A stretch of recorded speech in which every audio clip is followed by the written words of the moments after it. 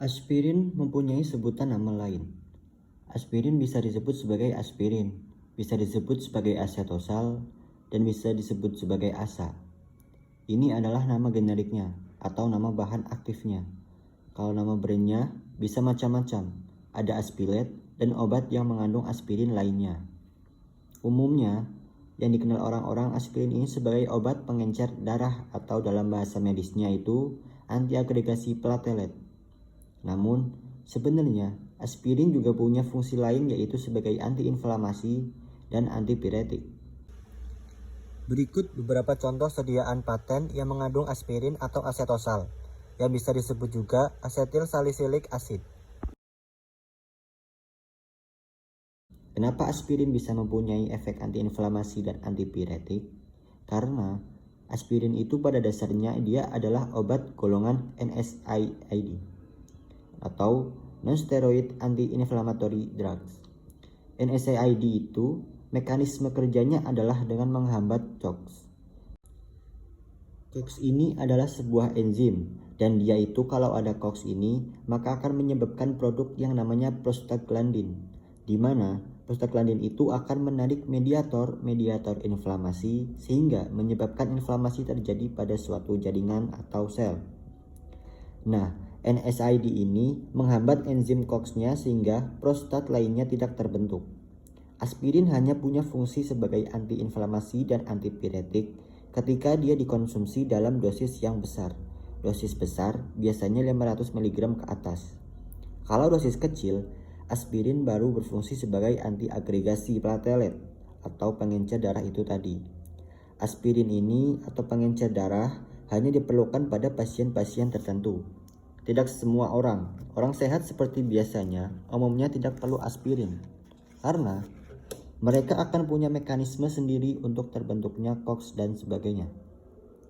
Jadi aspirin ini digunakan pada pasien-pasien yang biasanya memiliki penyakit jantung seperti stroke. Mekanisme kerja aspirin sebagai contoh ini adalah pembuluh darah yang bentuknya seperti pipa, yang dimana ada aliran darah di dalamnya. Dalam itu tidak hanya air saja yang mengalir, tetapi dengan adanya keping-keping darah atau yang disebut trombosit. Semisal ada luka atau terjadi sesuatu, trombosit ini mempunyai mekanisme yaitu dia akan membentuk gumpalan dan pendarahannya akan berhenti. Sebagai contoh, ketika kita tertusuk sesuatu, tidak akan lama dan dia akan membeku. Itu adalah mekanisme dari platelet ini. Platelet ini akan mengaktifkan enzim COX karena ada rangsangan seperti tusukan atau luka, sehingga merangsang enzim COX dan mengeluarkan trombosan A2. Jadi, selain prostaglandin tersebut, juga akan mengeluarkan trombosan A2, di mana trombosan A2 ini akan memicu platelet-platelet untuk membentuk klot dan menutup luka tersebut, sehingga darahnya tidak keluar terus-menerus. Apabila ada aspirin yang dikonsumsi seseorang, maka aspirin tersebut akan menghambat enzim COX, sehingga ketika enzim COX-nya terhambat, maka trombosan A2-nya tidak keluar. Jika trombosan A2 tidak keluar, maka tidak akan ada terjadi mekanisme pembentukan klot. Oleh karena itu, pentingnya aspirin digunakan untuk pasien STEMI ataupun ekstrak trombotik karena untuk mencegah agen tidak terjadi klot yang terbentuk di dalam pembuluh darah. Berikut mekanisme kerja aspirin pada luka. Ketika tubuh mengalami luka, tubuh secara alami akan mengalami proses penyembuhan dengan menggandakan enzim, mediator, serta sel darah putih, yang mana setelah terjadi luka, maka inflamasi atau peradangan terjadi sebagai proses penyembuhan normal tubuh. Enzim spesifik yang terlibat dalam proses penyembuhan yaitu enzim siklooksigenase atau COX dan asam arachidonate membentuk prostaglandin. Prostaglandin merupakan senyawa kecil yang bertindak sebagai mediator peradangan dan menyebabkan inflamasi. Ketika seseorang mengonsumsi aspirin, maka aspirin akan bereaksi dengan COX secara reversibel untuk mencegah prostaglandin dan mencegah peradangan, sehingga luka bisa sembuh. Untuk efek sampingnya dari aspirin adalah bleeding atau pendarahan, karena aspirin fungsinya untuk mengencerkan darah. Jadi kalau misalnya kebablasan atau kita tidak ada indikasi, tapi kita minum, maka akan terjadi pendarahan.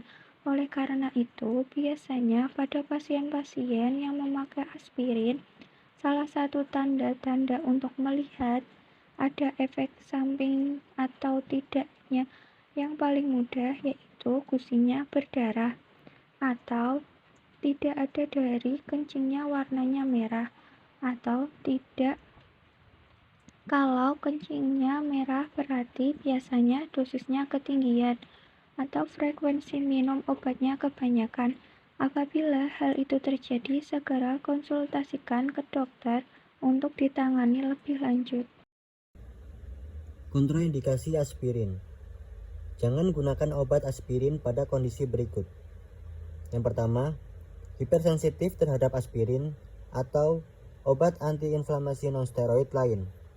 Yang kedua, ulcus pepticum. Yang ketiga, penyakit hemoragik. Yang keempat, gangguan koagulasi seperti hemofilia, trombositopenia. Yang kelima, asam urat. Keenam, gangguan hati dan ginjal berat. Ketujuh, anak-anak kurang dari 16 tahun dan pulih dari infeksi virus. Kedelapan, kehamilan. Dosis di atas 100 mg setiap hari selama trimester ketiga dan menyusui. Aspirin tidak boleh digunakan bersama dengan obat antiinflamasi nonsteroid lainnya dan methotrexate.